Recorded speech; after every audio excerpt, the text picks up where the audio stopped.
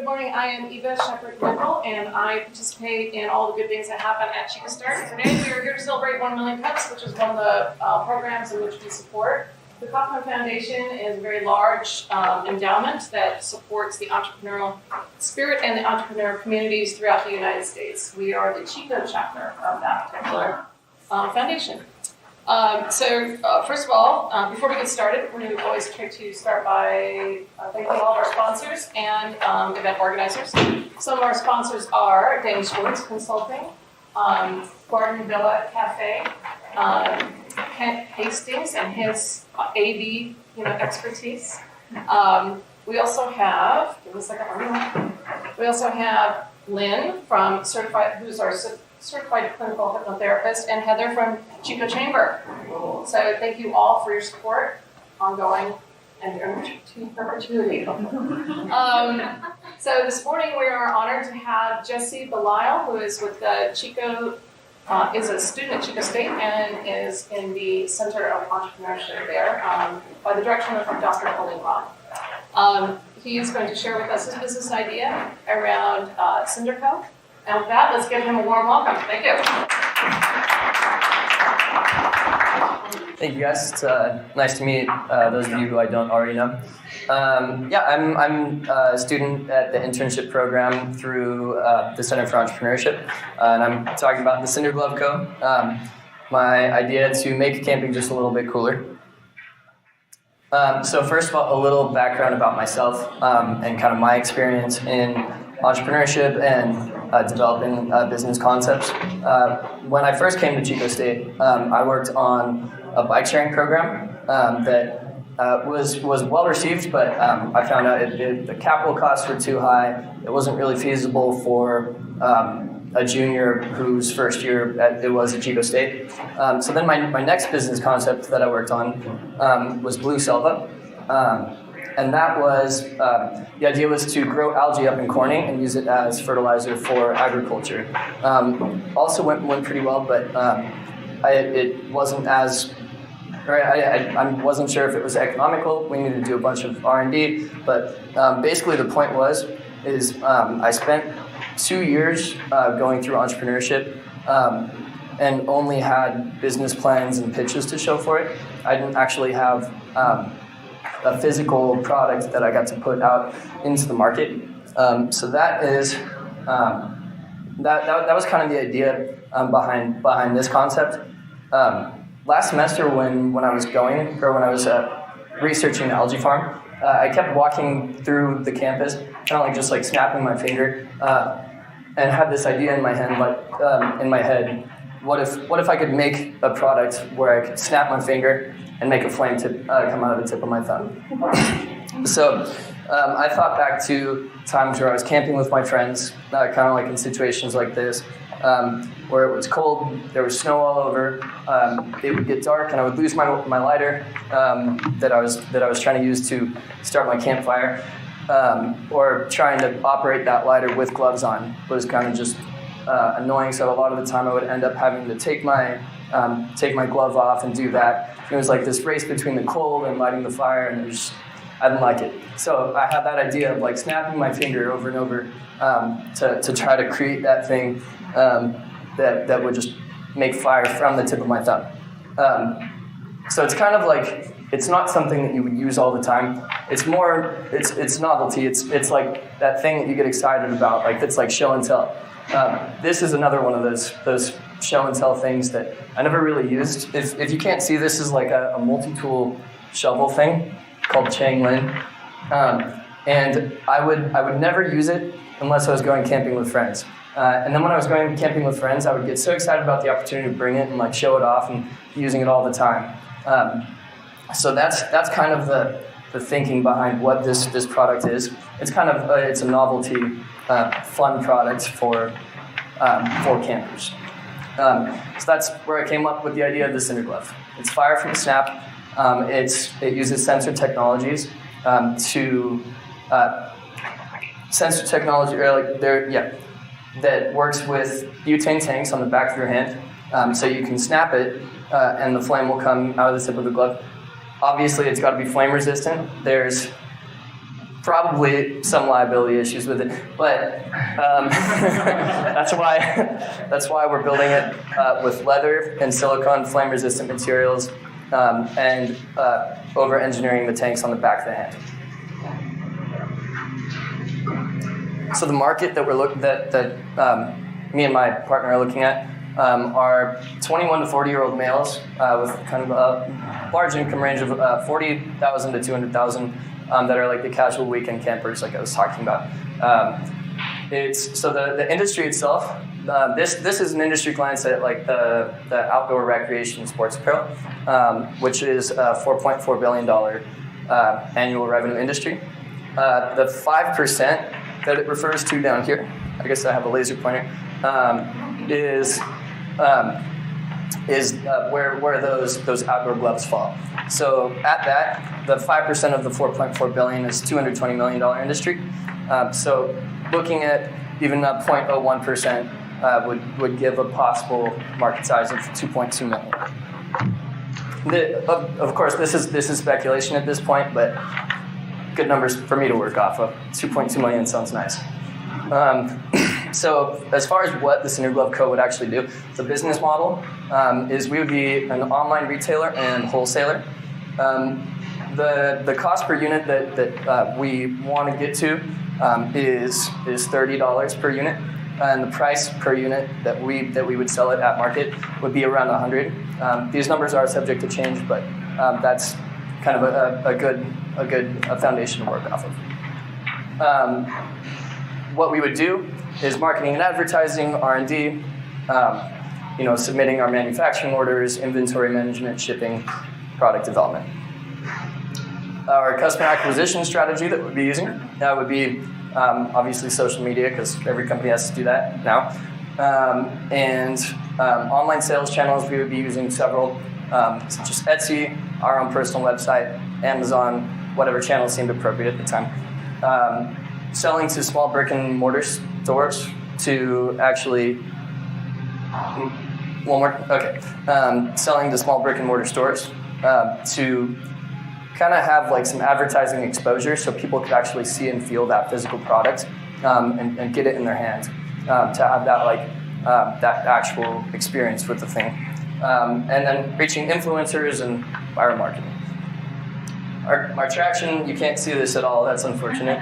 I drew the concept, we've bought the parts for the first prototype, and I've done some market research, both primary and secondary. And the team is myself, a project management major, entrepreneurship minor, and my friend and teammate, Derek Cobb. He's a mechanical engineering major, also graduating senior, and the president of 2 engineering clubs. That's all I have for you. Now I'll open it up to you guys. Thank you. Yes? I have a lot of questions. I expect it. My first question is why males? Mm-hmm. Why is that your demographic? Is there research, or just, because like for me, I'm sitting here and I'm like, that's a great tool because my boyfriend, he can do all that, but when he's not around, I would love for a tool like that. Yeah, not that I can't do stuff by myself, but I'm just wondering what made you go, why is that your demographic? Yeah, absolutely. Well, it's interesting that you are actually expressing an interest in it. To me, it was just more of an intuitive thing that I thought. I guess I talked to a couple of my girlfriends, and they kind of thought it was a stupid idea. Do they go camping? Are they campers? No. Okay. Well, So, yeah, maybe the wrong demographic. Absolutely. Okay. There are a lot of women campers. Oh yeah. Yeah. There are. Yeah, my daughter. Absolutely. I would have thought the same. I loved it. I was totally thinking you were gonna say the demographic was gonna be women, probably between 25 to 55, Right. that likes going Interesting. camping and more outdoorsy types. And then when you said you're gonna sell on Etsy, I was like, that makes sense, but it doesn't make sense for the demographic that you're describing. Right. Okay. So, a lot of this stuff is I'm working through it right now. So, having that information is really helpful because, my base intuition was Yeah, I told my husband about what this morning, so he was like, ooh, that's cool, I want one. Right? And I'm like, Me too. I do imagine a lot of dudes being like, that's a toy that I want. Yeah, absolutely. One of the things that caught my eye when you were talking about doing in-store demo where people get their hands on and such, that's going to be a whole other kind of agreement that you would have to put together with a store around liability and such like that. Have you guys thought through that yet? As far as like the legal side of everything and how we would you know, keep ourselves from having such high liability, not yet. Okay, just something to put on your list of things to. I mean, are you gonna have the first thing that came to mind was like, okay, it'd have to be an enclosed box, you know, something like that effect. Okay. The question is, and I'm into regulatory quite a bit, do a lot of regulatory consulting. The question is which regulatory agency are you going to be involved with? And there will be one or more, I can guarantee it. Yes. So your job is to figure out which one, and figure out exactly what the hurdles will be for you. Okay, so would that be more on like a federal or state level? That are both? Okay. Yes. I have. The answer is yes. I'm not even talking OSHA. Everybody wants an answer. But yeah, but definitely OSHA. Okay. Yeah. Just really quick, just one more statement along those lines. I have looked the standards from like the European Underwriters Laboratory, just because they're available online for free. So I have thought about some of those like how to comply with those regulations a bit. So you know what the standard is that you're going for? I know some. I don't know all of them. No, that's a good place to start because a lot of times U.S. and European standards harmonize. Okay, But cool. a lot of times they don't. So you have to be careful. But that's a good place to start. Cool. Can I ask where your name, where's your name come from? Cinder. Cinder, what does that mean? Cinder Glove Co. To be honest, I thought it sounded cool. Okay, I'm just wondering, I might be missing something. There's not really any like fun or really like intelligent reason behind it, other than I thought it sounded cool, and Cinder was like synonymous with fire. So it just, it just sounded. Like the residue left over from combustion, right? Like the outcome of carbon. So is this common knowledge or am I just an idiot? I mean, you get carbon. The reason I'm asking is because I'm asking this question. I imagine that other people are going to ask this question, and I think that you have a really good idea, and it makes sense to have an identifiable brand name that correlates. But if it makes sense to other people, which it sounds like I'm on the outskirts of the person who does make sense. No, I just. That could be the I was actually just like Cinder Block. I have no clue. Maybe that could the Cinderella glove could be the female product line. The Cinderella. Sorry, you had a question?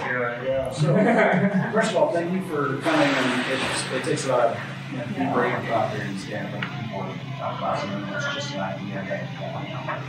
Thanks for having me. So I have a two-part question. The first one is who are your competitors in the market? Like what 99-cent product over the counter can do the same thing that you want to sell for $100? And the second part of that is what's to prevent someone from watching a YouTube video and making this on their own for $100? Yeah. I think my main competitors would be barbecue lighter.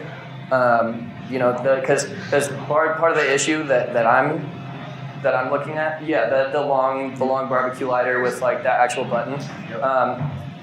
So the thing about those lighters when you're wearing gloves, if you're wearing like bulky cold weather gloves, they can kind of be hard to work well. But a barbecue lighter, I actually found this out when I posted to this Facebook page, the Pacific Crest Trail Hikers.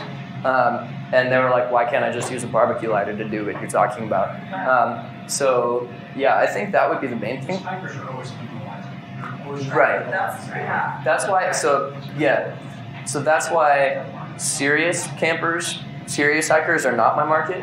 That's why my market is the casual, weekend campers who are going out just to like spend a fun weekend with their friends. Seems like your market also just like it's cool, you know. Yeah. That's little, like Yeah. I've used the same stuff over the years. Yeah. But it seems like your market is more the person who's like, what? He's like, that's pretty cool, you know. Yeah. Because, nobody really wants to walk around with butane tanks on their hands. Yeah. So Obvious reasons. Yeah. So imagine. yeah, they're actually. I did look in that. There's more options there. I think there. If I tried to compete in that market, I would find a lot more competition. There's already a lot of solutions out there for flame and pyrotechnic tricks. So my product is not just the flame that comes from the finger, but it's also a sturdy glove that's going to keep you warm and protect you when you're outdoors. So yeah, I mean, like another like to respond to another part of your question, I think like to choose my product over that 99-cent over-the-counter solution is kind of what Connor was saying. Is it's just cool. It's cooler to use than a barbecue lighter, even though they do the same thing essentially. It's that novelty factor. And then There's anything on the market right now that's exactly like that. no, the closest thing that I've found is there's like these arc glove lighters where you bring your fingers together and they make like a plasma arc across the fingers. And I mean they work. They can do the same thing essentially.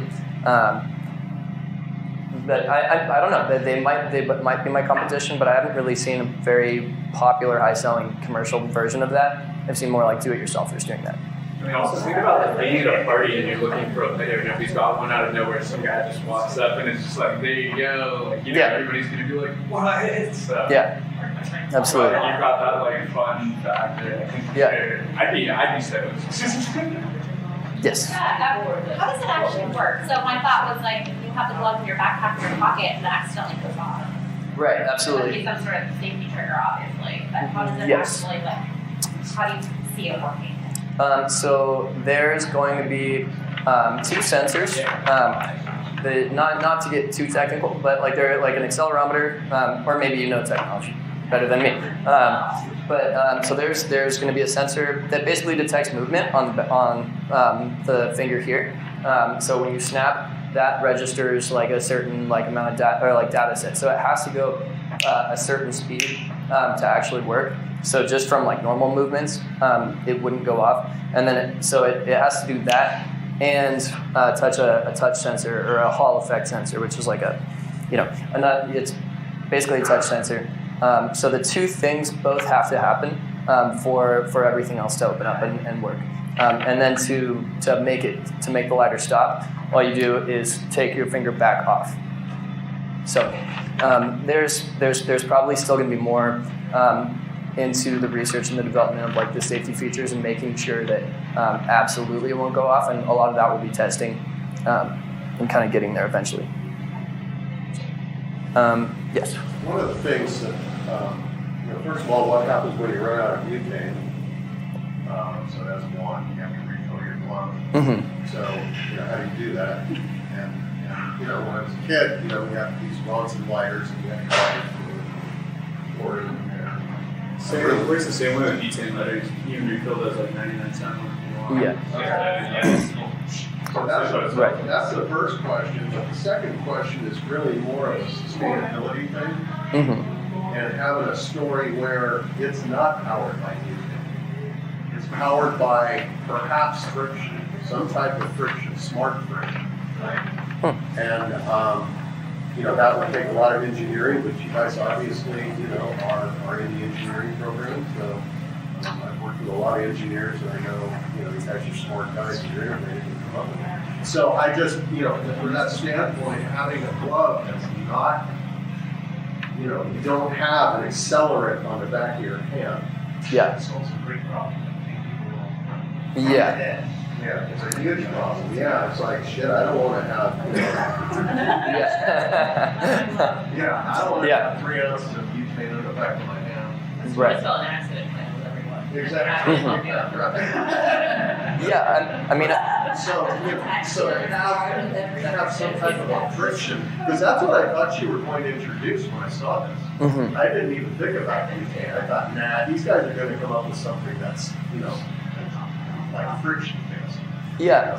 But which you are, but maybe, but Well, I think we're one of the things that we need going forward is more like engineering thinking. One of the mentors that we're trying to connect with, Nadir Nimrod. I don't know if you know him. We're trying to connect with him because we're totally open to finding alternative ways to do it. These parts right here are going to be version 1 prototype. I think we're open to changing it as long as we keep the requirement or like hold true to the requirements that we kind of like laid out for. you could do this with a battery. Yeah. Just to give you an idea of how research and development was done in my life, I started working with a company 18 years ago called Lucidboard, who now makes electric skateboards. But they started cool. out with gasoline skateboards. Okay. Yeah. The problem that they had was it was just more of an expensive machine, and they went throughout Yeah. and printers all use cards and packaging. Right. But as far as to see their prototypes from 18 years ago, when they did a skateboard with a gasoline motor on the back of it, and where you're at right now is where you're going to end up. Right. Yeah. Yeah, and we're absolutely open to the. We're definitely open to the iterations and the whole like design thinking method of like going back and like kind of trying to relate with the customer and get ourselves to what that actual end product will be. I don't want us to be too like stuck in our like current idea, but rather like kind of like more adaptive and willing to move as we go. So. I'm more curious about your story. What made you come up with this? What problem specifically ignited this idea? That's a good one. I got jokes for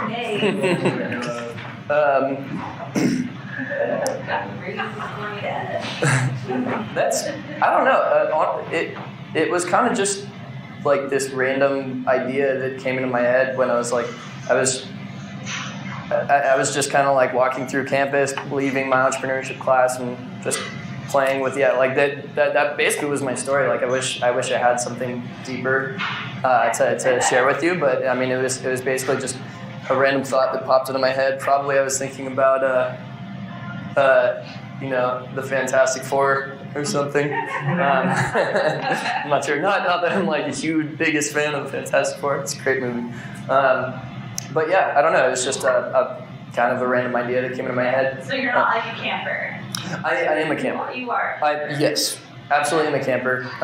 So yeah, maybe that played into it. But yeah, I mean the reason that I was like so like captured by the idea of actually working on this business was that whole idea of actually creating something and putting it out into the market rather than just doing research and business planning and things like that. I actually wanted to have that experience of like following through, executing, and actually putting something out there. So it's kind of an exercise in discipline and follow through that really like pushed me to pursue it. And stupid, So if someone bought a glove, do they come in pairs? Yes. So are they both able to light, or is it just one, the left-hand glove and not the right-hand glove? Do you have versions for a left-handed person and a right-handed person? How does it all? Yeah, I absolutely should. I have thought about this. I'm not sure yet. I thought maybe like the style should like whatever style the butane tanks look like on this hand. I could like mimic it on the other hand without actually having the gas in there. To have like something that looks more symmetrical and appealing to people. But that's also kind of something I'm working through. I thought about it a little bit. So Eva, sorry, you had a question? Do you still have that? Yeah, actually, it's more around the manufacturing of this and what you're looking at from a standpoint of, not only from a, manufacturing cycle of the prototype, but then what you would forecast as the product got going, or, like, where would you have it manufactured, how long would it take, those kind of things. Yeah, that I've been thinking a lot about, and I'm actively looking for the answers to that. I want to meet with Market Fleet pretty soon, with Ryan from Market Fleet, to try to get to the answers for some of those questions. But I think, from the research I've done into manufacturing like apparel, it seems like maybe going to China would be a good place to go. But I think it's a little more complicated because there's that also like added technological component to it. So it would be a matter of maybe like finding one manufacturer that has those capabilities, or if not, sourcing it from like two different ones, but trying to keep that number as small as possible. Yeah. Mm-hmm. Great question. One of the things we talked about previously before this presentation was about wearables and how that's a huge market, but they also have some of the same challenges, not exactly the same, but have some of the same challenges, and that would probably be a good resource to kind of talk to in looking at how they get things, how and where they get things manufactured. Anyway, so good job of putting together the presentation. Thank you. Yeah. Have you considered using crowdfunding to test demand, like an all or nothing campaign where if it doesn't get funded, you don't get any money from the donors, but if it gets funded, then you proceed with whatever your commitment is to them and, advance your product? The idea has been brought up to me, and I think I would be for it. I wanted to be careful with doing it. One, because I don't have really much experience with crowdfunding, but I kind of wanted to make more progress towards actually figuring out how we were going to make it happen, and at least have like a first prototype before I went and crowdfunded. But yeah, the idea has definitely come up, and there's a good chance I will do that. Would you think it would be appropriate to do it before having a first prototype, or would you wait a little longer? I would try and get something together so you have some confidence in being able to manufacture something. Yeah. And then I would, reverse engineer what you'd want to accomplish with the money, and if that means getting 50 initial units out, figure out how long that would take. Yeah. Because if there was, what's great about that is you can test the demand, right? So if you spin up this campaign and nobody backs it, it's probably a pretty good proxy for what the general market demand is going to be. Right. Absolutely. Plus or minus. Okay. But if you do get funded, then you can commit to a certain low volume of orders instead of trying to fulfill 5,000 of these units before you develop the manufacturing expertise behind it. Yeah, absolutely. One more question. Really cool concept. Great. Thank you. Yeah, if you could come up with some kind of an animated, get some guy from the graphic design department at Chico State to come up with some cool, because you obviously don't have a prototype, but you do a full animation of this, and really put some thought into it. It would be pretty fun. We know how much we like to watch videos. Mm-hmm. Yeah. Okay, that's just my take on that. I like design and stuff, but where you're at right now, I wouldn't go. But have something that actually animates what you're talking about will change from 0 to 100. Yeah. And if that's your kind of minimum viable product right there, just get that out there and then listen to the feedback, because there's a good chance that your customers might actually want something completely different. Yeah. So at that point you're able to pivot before you actually put money into designing and all of that. So that's really useful to really get the idea out there and then listen to what people say and adapt from there. Yeah, and even using that as like a resource or an asset for the whole crowdfunding idea, like putting that out there. Yeah, I really appreciate the ideas from all of you.